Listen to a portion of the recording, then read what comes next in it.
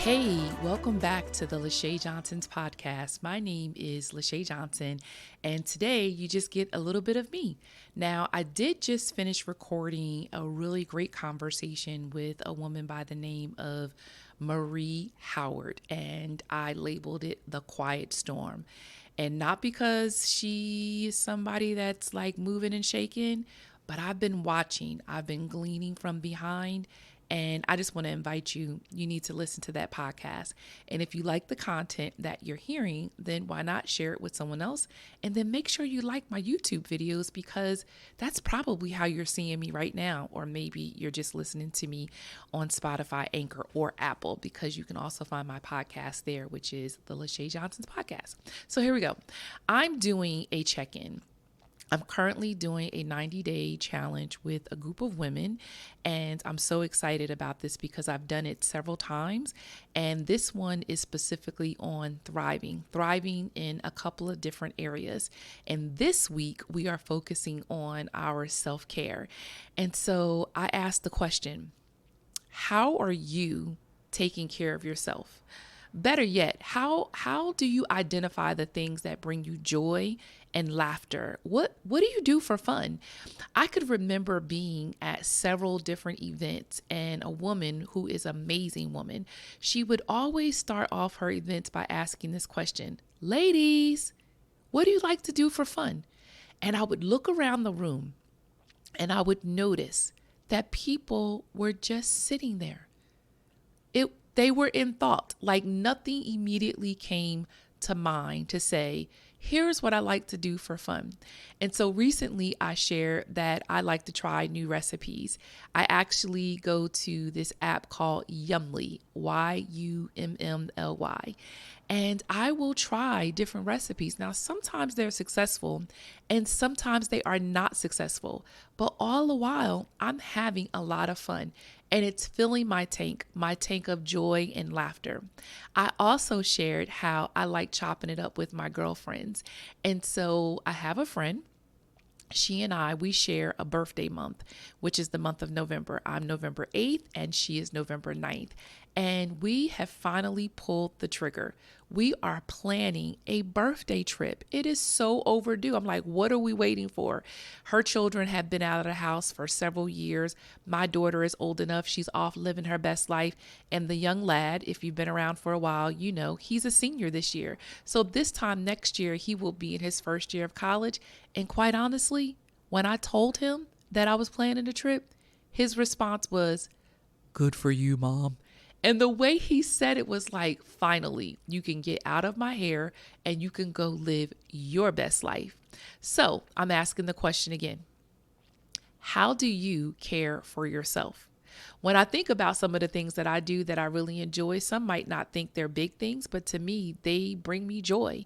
And it's showing that I'm taking a moment to care for myself. So I like skincare. I may not have the cleanest, clear skin, not cleanest. Of course, I wash my face, but I enjoy getting up in the morning and doing a skincare routine with my moisturizers and my cleansers and my clarifying lotions. And I put on my lip balm and I even, yes, don't judge me, I even put the eye patches underneath my eyes.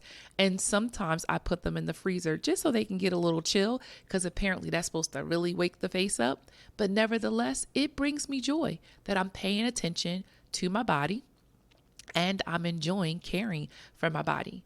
Now, once I'm done with my skincare, I then come downstairs and I fix me a cup of coffee. Okay, so I am trying to drink coffee black. Like I said, I'm trying.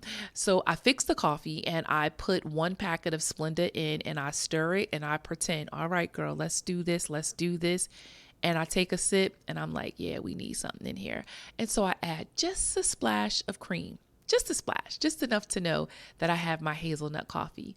And then I walk over to my table and I begin to do my morning devo. I am currently reading The Genealogy of Jesus, written by She Reads Truth. Absolutely phenomenal. One of their older studies. And this morning I read The Hill Grabber. Let me say that again. Do you know who the hill grabber is? Yes, I'm at that part of the story where Isaac and Rebekah, they have twins, Esau and Jacob. which we later know that Jacob becomes Israel. This is not a Bible study, but nevertheless, that's what I was reading this morning. And let me tell you, not once, not twice, but 3 times did the mom get in the middle of the mess. Or should I say she created some of the swirling of the mess? Okay, I digress. So I'm spending time and I'm reading my word and I'm meditating and I'm asking God to seal his word in my heart. So encouraging. But I'm also reading just another book.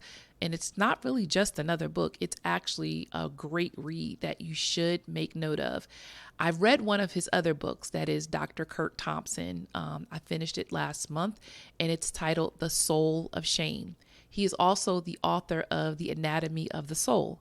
But I'm currently reading one of his most recent books, and that is The Deepest Place. The Deepest Place.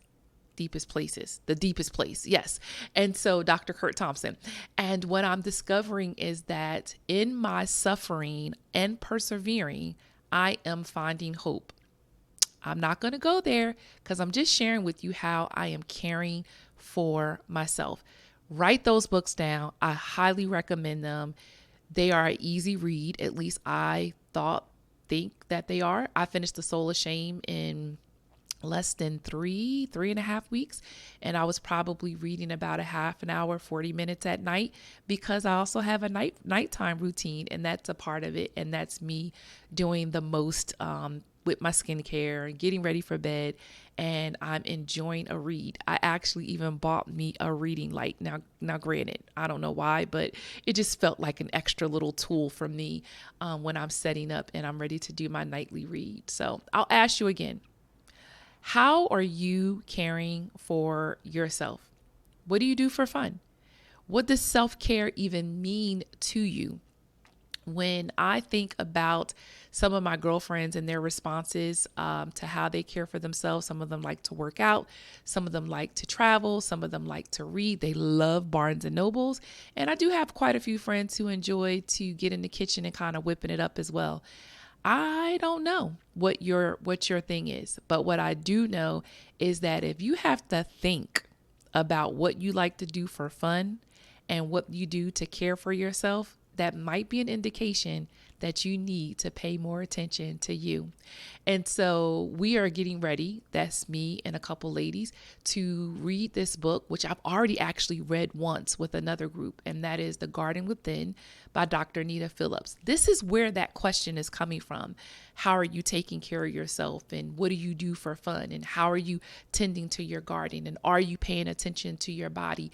Are you being honest to the rhythm and the cadence of your life? Do you feel stressed? All right, let's just take a moment. Are you doing the most, as I hear the young people say? Are there things that you need to take off of your plate? Are you saying yes when you should be saying no? Are you saying no when you should be saying yes?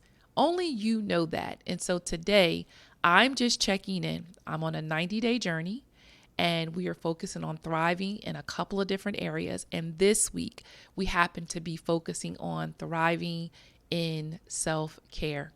And I read, I move my body, I hang out with my friends, I pretend, maybe, possibly successful in cooking. I ain't killed nobody yet, including myself, and I'm enjoying it. I am bringing joy and laughter to me. I am currently watching, or binge watching rather, The Crown. If you have not seen that on Netflix, let me tell you, there's a lot your girl didn't know. There is a lot that your girl did not know. And so I am on season 5, I think episode 7. I actually interrupted my binge watching of Grey's Anatomy. Yes, Dr. McDreamy, Dr. McSteamy. I put a pause on that for a moment because for some reason last Friday, it's been a little over a week now, I just clicked on The Crown and I've been stuck. And what a storyline.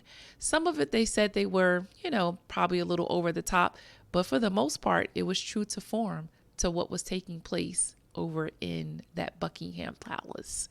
But that's what I like to do. I like to watch house shows, HGTV. I like to watch the Food Network. Don't get me started with Top Chef. I know how to unwind. I know how to tend to my garden. I know how to take care of myself. And so I'm going to ask you again, how are you taking care of you? What do you like to do for fun? How do you provide or prioritize self-care? All right. Until we meet again, listen, if you like the content that I'm sharing, if you find it to be encouraging in any kind of way, share it with someone else. If you are listening to my podcast on Anchor or Spotify or Apple, subscribe so that you don't miss the next time that I give an update or I have a friend who comes on and joins me for a conversation. If you happen to stumble across me on YouTube, let me tell you, don't judge me. Sometimes I'm thinking, oh Lord, it's not buttoned up. It's not beautiful, but I'm stepping out and I'm having fun. I'm having fun sharing my life in this way. And yeah, I want you to share this channel. And if you've watched more than one video or even one short, what are you waiting for? Why don't you just subscribe? Go on and subscribe. You don't want to miss out because there's more to come. All right. I'll talk to you soon.